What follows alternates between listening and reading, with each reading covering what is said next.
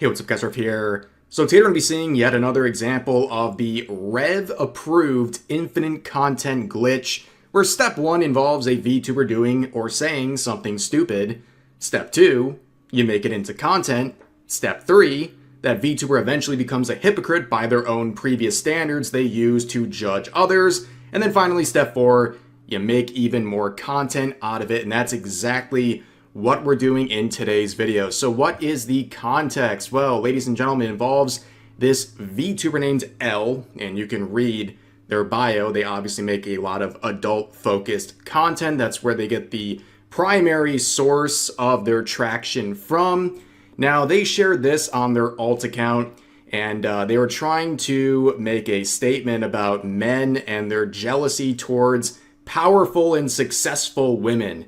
And it did not go the way they had intended. This is the post. It says, "A woman's success should not make you feel uncomfortable. The many times I've met a man who became uncomfortable with me doing well for myself is a lot more than you'd think." Now, this would get a lot of negative responses, but I think the context behind this has to do with the recent move by Twitch to appoint 50 new ambassadors, and there's only been around 200 since the program launched in 2018, so it's a pretty big deal to add on 50 new ambassadors. And one of those ambassadors was this Shibuya individual who's Japanese, and she is now one of the ambassadors. In this tweet, you would see like 10 million views and a lot of conversation because apparently she used to do a lot of adult content in the past, and now she's on the ambassador team, and people are saying, of course, Dan Clancy would hire someone like that, but apparently that's what she did in the past. How much that is relevant to the current time, that's really up to your interpretation, but I'd be much more concerned about the ambassadors having a role in promoting things that are woke. I mean, we've seen some insane agenda pushing by ambassadors and related positions before. I mean, just go back to 2020. Not even really over 5 years ago at this point, Twitch hired a self-identifying deer person as a member of their safety council. So in my spare time, I go out to my yard. In my spare time, I go out to my yard and I prance around and I eat grass. And I just watch it because it helps me feel like in tune with my deer self. I can't emphasize enough that this took place just barely over 5 years ago. This should have been a sign that things were going really badly and we're heading in a terrible direction back in 2020. I mean, this person, a self-identifying deer person, had an infamous clip where they had a, I quote, "deergasm" live on Twitch when someone was petting their antlers.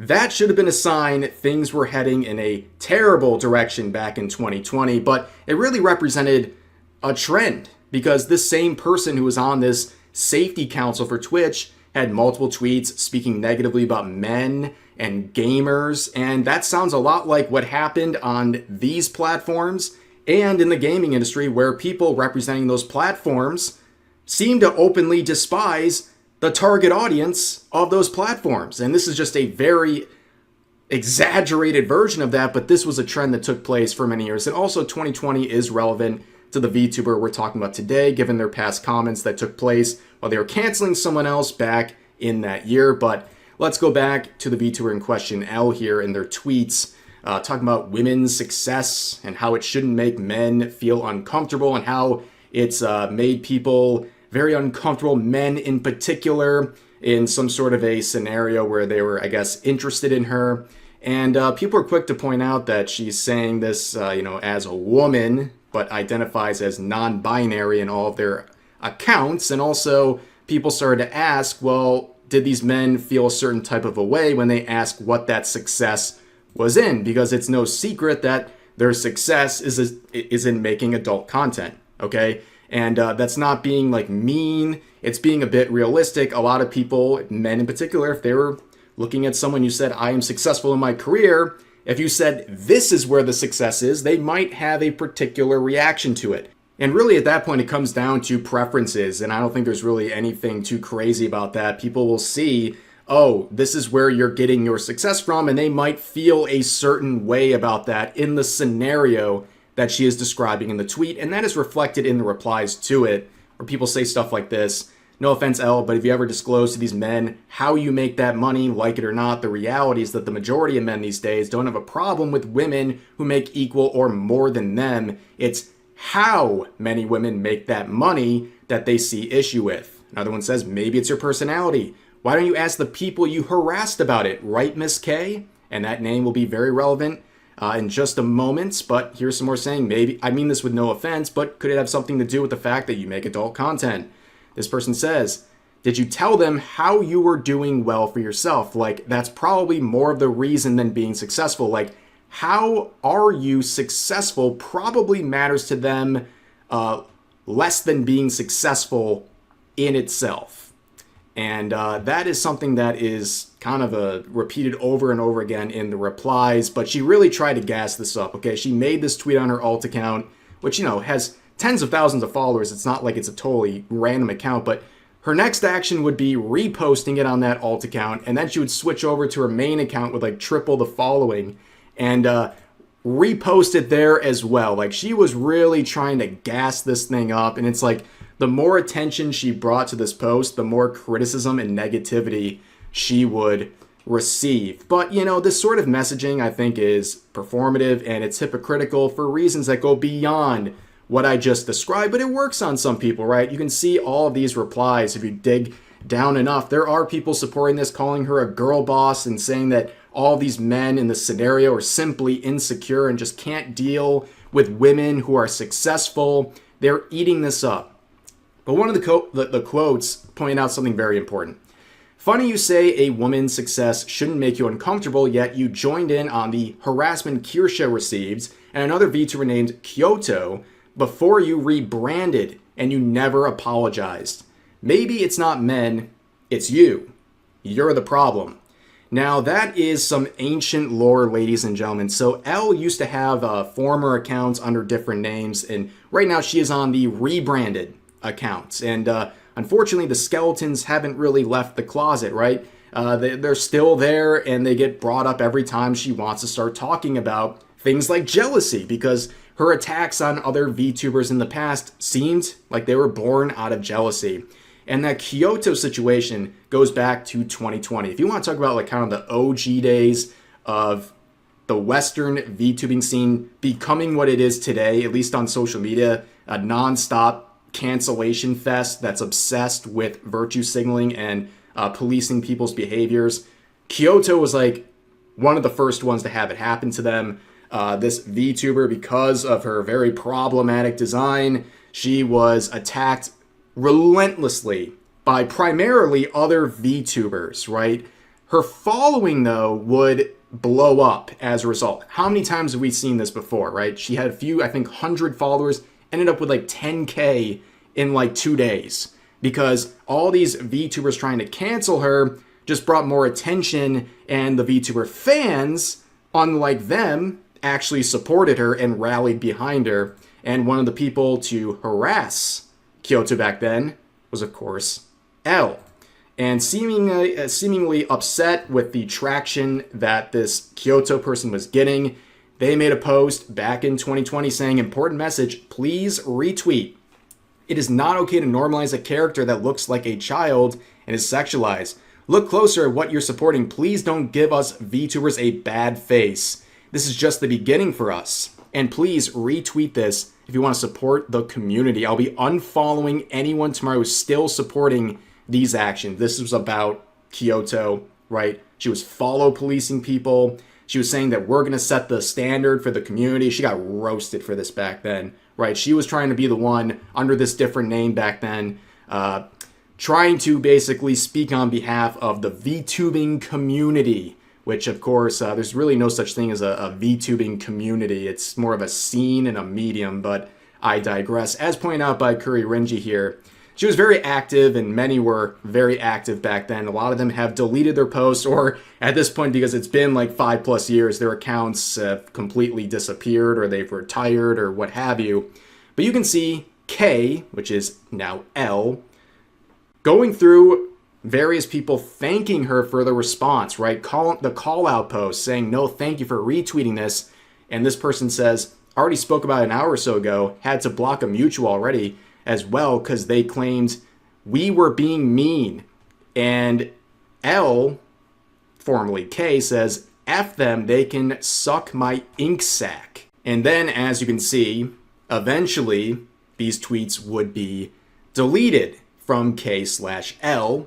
And you can see the initial conversation here. So they're clearly trying to hide some of these conversations, but this is where it gets very hypocritical because you remember the actual call out post, right?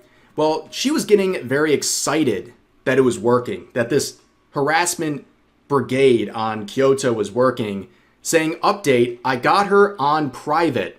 Let's effing go, guys. Let's keep going, though. So celebrating that this Kyoto person was getting harassed to the point of privating their account, and then she was celebrating this and saying, let's keep going. So it wasn't enough to slander this VTuber and to incite this harassment brigade against them.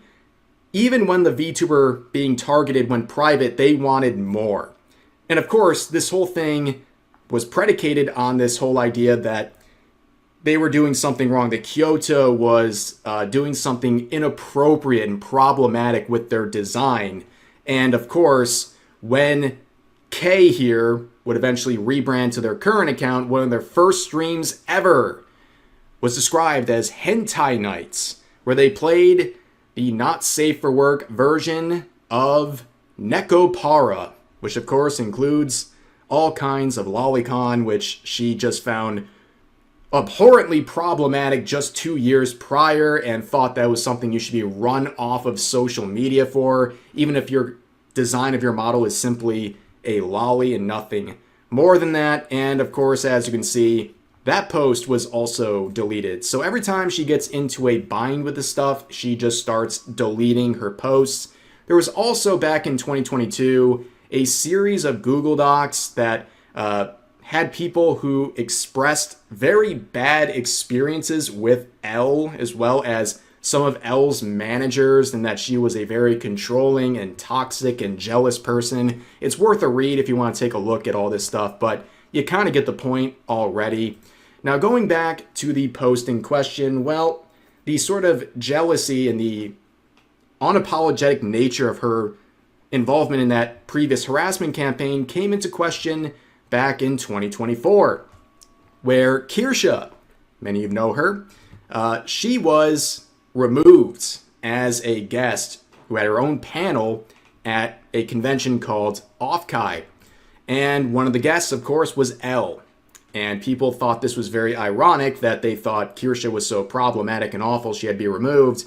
But someone like L with an unapologetic history of harassing people, other VTubers in particular, had this panel ready to go.